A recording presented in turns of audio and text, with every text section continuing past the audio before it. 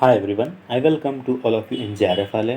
सो आप लोगों को पता है कि यूसनेट का एग्ज़ाम इस समय कंडक्ट हो रहा है, जो कि जून साइकिल का 25 जून से 29 जून तक का। तो इसी में बहुत तरीके से क्वेश्चंस पूछे गए हैं, तो इसी में आज हम कुछ क्वेश्चंस को देखेंगे। और ये जो यहाँ पर कुछ क्वेश्चंस मैंने लिए हैं, जो अभी 25 तारीख को एग्ज़ाम हुआ, 25 जून को शिफ्ट 2 का कुछ क्वेश्चन वहाँ शिफ्ट 2 से हैं, बाकी कुछ और प्रीवियस ईयर क्वेश्चन हैं। चलिए अपनी वीडियो को शुरू करते हैं और देखते हैं। अब the term hermeneutics is drawn from, कह रहे हैं जो टर्म है hermeneutics वो कहाँ से लिया गया है? सोशोलॉजी से, एंथ्रोपोलॉजी से, थियोलॉजी से या इकोनॉमिक्स से? सो ये जो क्वेश्चन है ये जुलाई 2022 में आया हुआ है। तो इसका जो सही आंसर है वो है थियोलॉजी, मतलब जो सी ऑप्शन है वो हमारा सही हो जाएगा। Then next question, effectiveness of teaching has to be judged in terms of, कह रहे हैं कि जो टीचिंग की इफेक्टिवनेस है उनको किन पैमानों पर जज किया जाता है? कोर्स कवरेज कि कितना कोर्स कंप्लीट हो गया है, स्टूडेंट्स का कितना इंटरेस्ट है, लर्निंग आउटकम्स ऑफ स्टूडेंट कि जो भी स्टूडेंट्स ने सीखा है उसका आउटकम क्या निकला, लर्निंग आउटकम क्या निकला। Then use of teaching aids in the classroom कि मतलब किस किस प्रकार के टीचिंग एड्स यूज़ किए गए हैं किसी भी टीचर के द्वारा।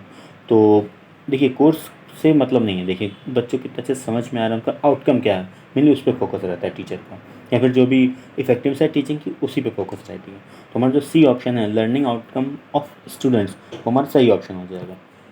अगला क्वेश्चन देखते हैं, in emphasis in memory level teaching is on which of the following. तो आप लोगों ने पढ़ा होगा, टीचिंग एप्टीट्यूड से लिया गया है। 3 टाइप्स के लेवल होते हैं, एक होता है मेमोरी, फिर एक रिफ्लेक्टिव और एक अंडरस्टैंडिंग लेवल। 3 टाइप के लेवल होते हैं। अब उन्हीं के बेसिस पे हमसे यहाँ पूछ रहे हैं कि एक सेकेंड, हाँ, कि मेमोरी लेवल में किस चीज़ पर टीचिंग जो है वो एम्फेसिस करती है ज़्यादातर।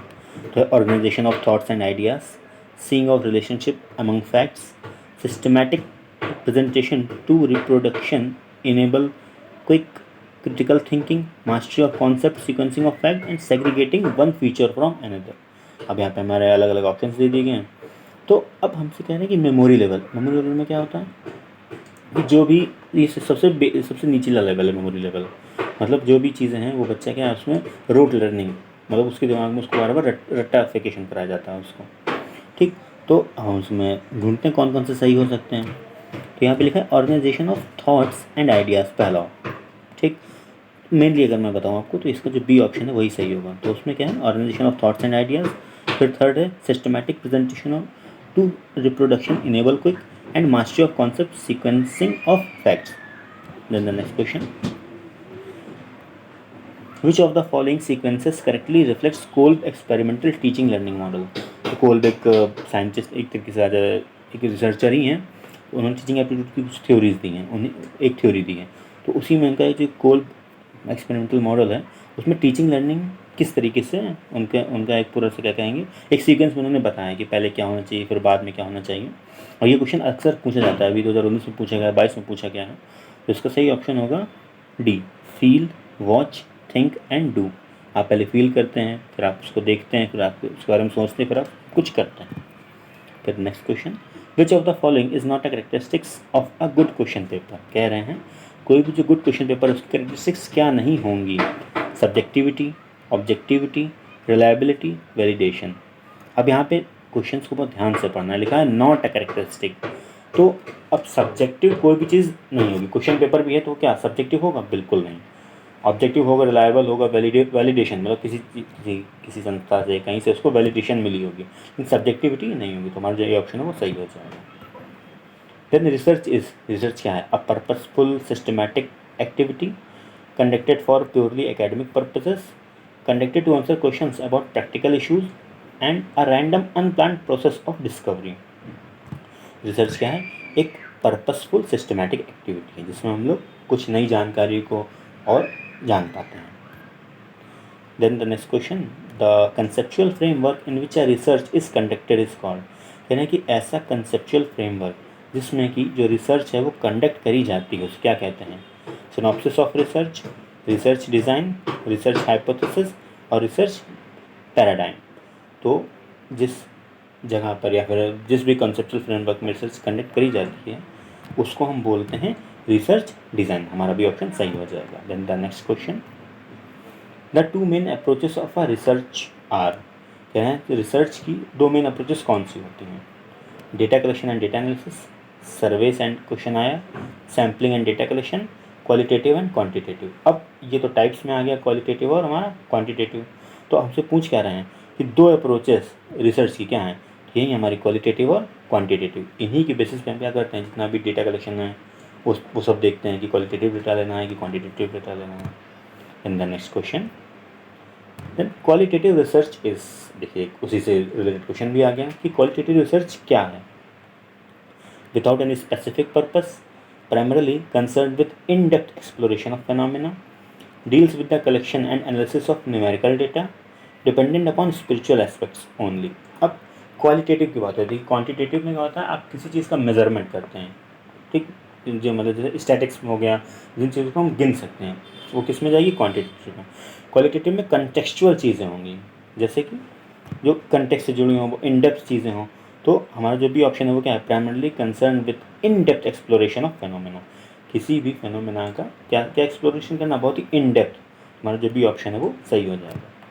Then the next question, research which is exploring new facts through the study of the past is called. कह रहे हैं कि कोई ऐसी रिसर्च जो कि पास्ट का बारे में स्टडी करती है, ठीक, कोई ऐसी रिसर्च कुछ नए फैक्ट्स देती है, किसके बेसिस पे, स्टडी ऑफ द पास्ट, जो पास्ट में हो चुका उसके बेसिस पे। तो हम ऐसी रिसर्च को क्या बोलेंगे, philosophical research, historical research, mythological research और कंटेंट एनालिसिस। तो क्या बोलेंगे, हिस्टोरिकल रिसर्च, ठीक, मतलब कुछ नए फैक्ट्स हम ला रहे हैं किसके बेसिस पे, जो पास्ट में चीज़ें हो चुकी हैं उनके बेसिस पर। Then the next question, which of the following is considered unethical communication. कह रहे हैं कि इसमें से कौन सा अनएथिकल कम्युनिकेशन है, ठीक, अनएथिकल मतलब जो अनैतिक एक तरीके से कहा जाए, ठीक है।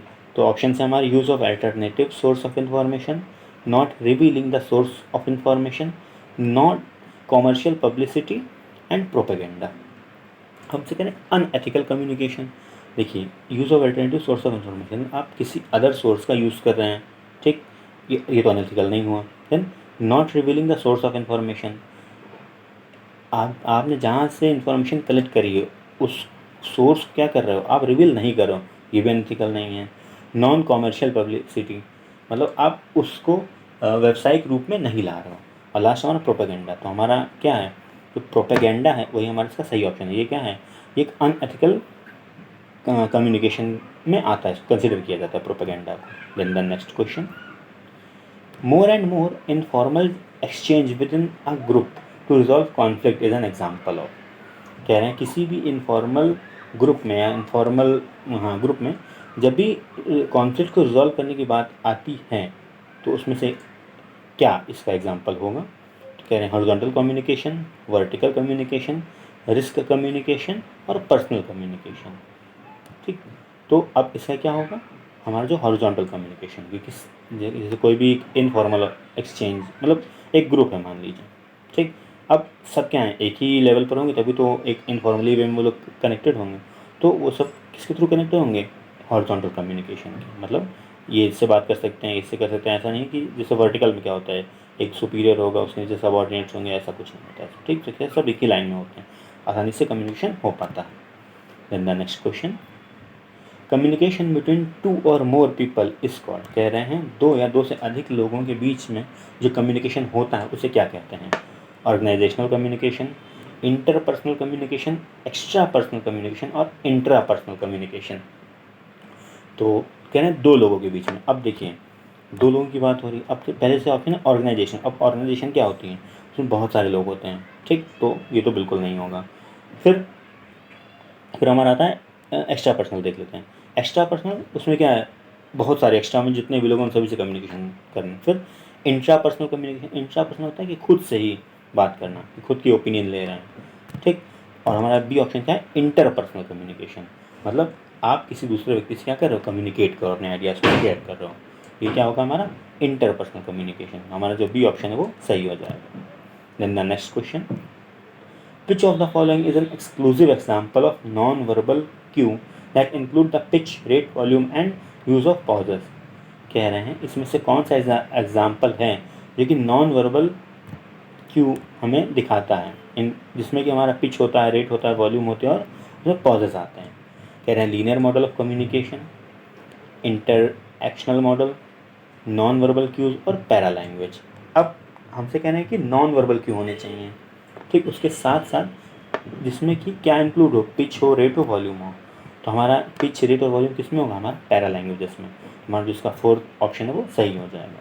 देन द नेक्स्ट क्वेश्चन कह रहे हैं classroom communication is, classroom communication कैसा होना चाहिए। अब ये जो क्वेश्चन है ये नवंबर 2020 में पूछा गया है, 2023 में आया हुआ है, लेकिन लगातार रिपीट हो रहा है ये क्वेश्चन, बस थोड़ा सा वर्डिंग्स चेंज हो जाती हैं और कुछ। कह रहे हैं क्लासरूम कम्युनिकेशन क्या है, goal oriented, style centric, collaborative, vertical, non rhetorical. ठीक, हमें ये बताना है कि जो क्लासरूम कम्युनिकेशन है वो कैसा होता है। तो देखिए, अब क्लासरूम में क्या है, टीचर हैं, तो उसका मेन पर्पस क्या होगा कि जो भी वो पढ़ा रहा है, ठीक, वो किसी गोल तक पहुँचे, है नहीं। तो हमारा जो ए ऑप्शन है वो तो सही होगा, मतलब ये जो हमारा, हाँ, ये जो हमारा ए है वो सही होगा। तो गोल ओरिएंटेड पे हम टिक लगा देते हैं। अब हम देख लेंगे हमारे जो ऑप्शन दिए गए हैं उसमें ए कहाँ कहाँ पर है। तो हमारे फर्स्ट ऑप्शन में है और सी ऑप्शन में, बाकी बी और डी को हम काट दें क्योंकि एलिमिनेशन मेथड लगाएंगे, बहुत आसानी से हो जाएगा। फिर स्टाइल सेंट्रिक, क्या स्टाइल सेंट्रिक, बिल्कुल नहीं। कोलैबोरेटिव, कोलैबोरेटिव मतलब स्टूडेंट और जो टीचर है वो आपस में कोलैबोरेट कर रहे हैं। हाँ, तो जो स्टूडेंट्स हैं और जो टीचर हैं वो क्या करें, आपस में कोलैबोरेट करें, तो हमारा सी हो जाएगा। तो ए और सी हमारा सही हो जाएगा। तो इस क्वेश्चन का हमारा जो सी ऑप्शन है वो सही हो जाएगा। So thank you everyone, please like share and subscribe, thanks for watching. और जो भी आप लोग के ओपिनियन हो प्लीज़ दीजिए। Thank you.